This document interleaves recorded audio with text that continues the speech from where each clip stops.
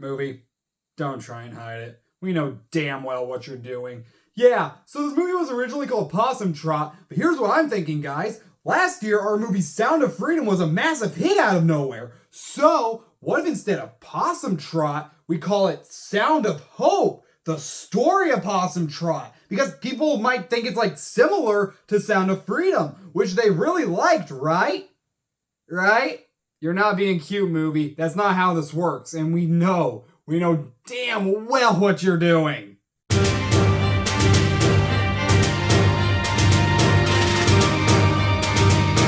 Can you imagine our kids on their own? We can't just look away. The state ain't no family. Are you sure these people want us? I know they do. You can call me Mama.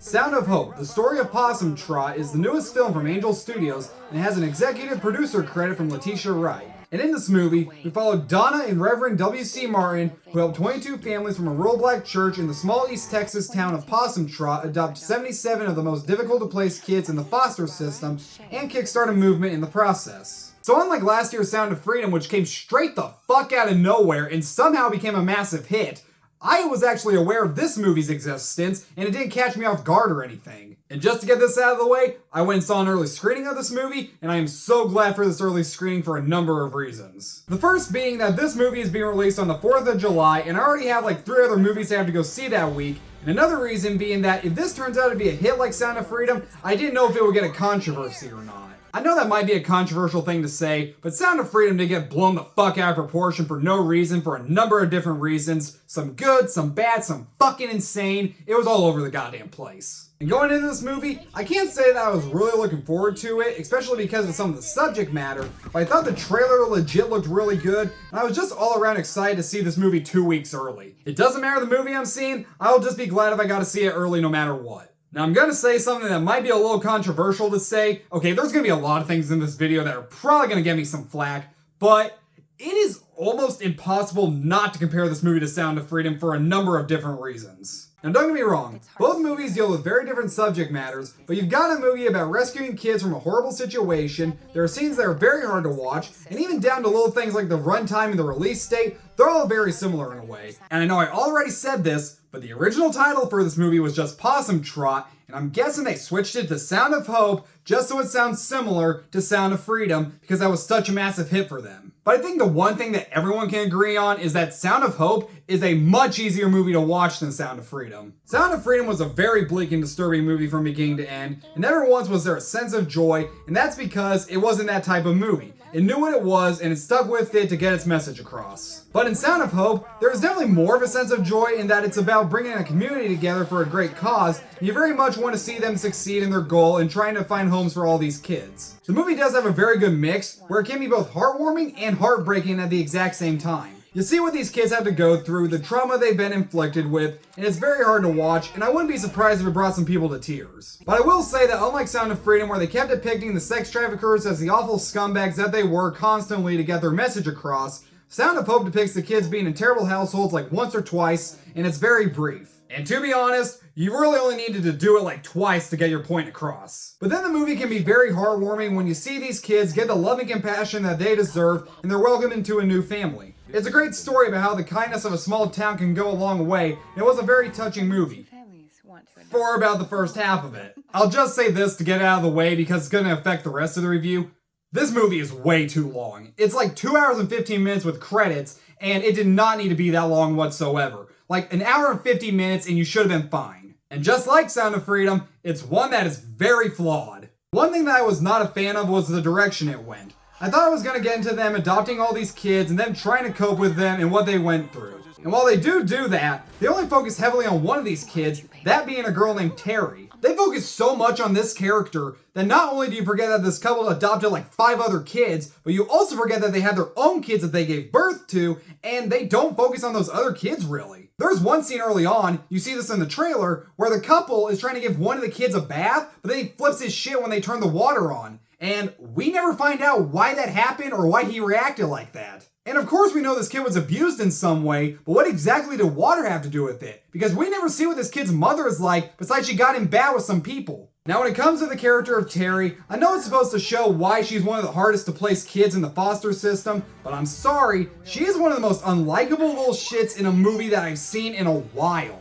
She's constantly screaming, making terrible decisions like running away from home numerous times, and constantly breaking shit. I swear, every time she and the mother got into a fight, I was just waiting for one another to slap the shit out of the other. Terry's also got this weird coping mechanism where she believes that she's a cat, and they never fully explain like why she does that. The closest thing I could come up with is that at one of the houses she was at, she had a cat, but like, is it because of the cat that she acts like that? I have no idea. They never explain it. As for other things that didn't work for me, there's constant narration from our lead throughout the movie, and it only really worked at the beginning and the end. The rest was just completely pointless. There's also one scene that I found wildly inappropriate, and you see it in the trailer, and it's when the little boy is crying on the phone for his mom when she's about to be shot by this biker guy, and yeah, spoilers, she gets shot. I mean, it's implied in the trailer, but after that happens, it cuts to black, where then it cuts to a TV Western gunfight that's happening. And I'm like, that is so wrong on so many accounts. I know that both the movie and Angel Studios have their hearts in the right place, but good God, they need to cut it with putting the barcode thing at the end of every movie just to sell tickets. And here, it's kind of a giant middle finger. At the end of the movie, we see the real-life Martin couple, and you know, with the way they're talking, you'd think, okay, maybe they're gonna like put up a barcode for like an adoption agency or like a website where you could help kids get adopted. And I'm like, okay, I'm sick of the barcode thing at the end of all these religious movies, but you know what? That would be legit really nice. But nope, it's a fucking link to the Angel Studios website so you can buy a ticket for someone to see the movie in the next few weeks when it comes out. Not only is that just kind of a big middle finger, but it defeats the whole purpose of your movie and the message you're trying to get across. Help kids try to get adopted and put into loving homes. Don't send people to a fucking website for your freaking movie just so you can make more goddamn money. Maybe that wasn't their intention at all and I'm just looking at it the completely wrong way, but I'm sorry, that's how I saw it. By the way, if these movies ever catch on in the future, that whole thing with the barcode at the end of every one of these is eventually going to get parodied. By me. I mean, can you just imagine this being put at the end of a movie that I made? Hello guys, I'm Trev, the guy who just made the movie you watched, and I'm so glad you're here in a theater experiencing movie. I can't come up with a title for this thing. But what I want you to do, even though you probably came to this movie high as shit and you just watched it high as shit, I want you to scan this barcode right here so you can buy a ticket for someone to also come to the theater high off their ass to watch my movie. And I will keep telling you to come see my movie right now until your ears bleed. Come see my movie, come see my movie, come see my movie, come see my movie, come see my movie, come see my movie, come see my movie, come see my movie, come see my movie, come see my movies, come see my movie. Come see my movie, come see my movie, come see my movie, come see my movie, come see my bite!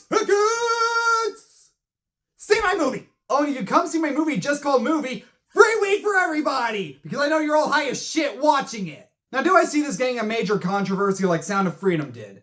Absolutely not, because I don't see this one being a major hit out of nowhere, and also, Sound of Freedom had such horrifying subject matter that it tackled. But I will say this, if it wasn't for these movies mentioning stuff like Jesus, religion, and whatnot, you know damn well the audiences that come to see these movies would never look at it the same way. They might go watch it, but they probably wouldn't be all preachy about it if it didn't have all the religious allegories in it, despite being based off true stories. And if you were to ask me which one of these movies I thought was much better, I'd probably have to go with Sound of Freedom, despite being majorly flawed and having the pedophiles be really cartoony at points. If you haven't seen my review of that movie, go check it out. But no matter what I think about either of these movies, there's other movies out there that I'd rather rewatch any other day that deal with these subject matters, kind of. Like instead of Sound of Freedom, I'd probably rather rewatch Taken, or instead of Sound of Hope, I'd rather rewatch Instant Family, which, by the way, is a criminally underrated movie. If you have not seen it, definitely check it out. That's my recommendation for the day. Go watch Instant Family, because Sound of Hope's not even out yet. Sound of Hope is a good enough movie that I can recommend for reviewing, but that's really it. It's got a good message, its heart's in the right place, the performances are good enough, but it's honestly not one that will stick with me after a week or two, but I'm at least glad that I saw it. I'm gonna give Sound of Hope, The Story of Possum Trot, a B-. By the way, I just gotta say it, I really do. Compared to white people church, black people church has always looked awesome to me. Because, like, at white people church, they're just sitting there and they'll have the priest up there going, forever and ever. And what do they do at black people church?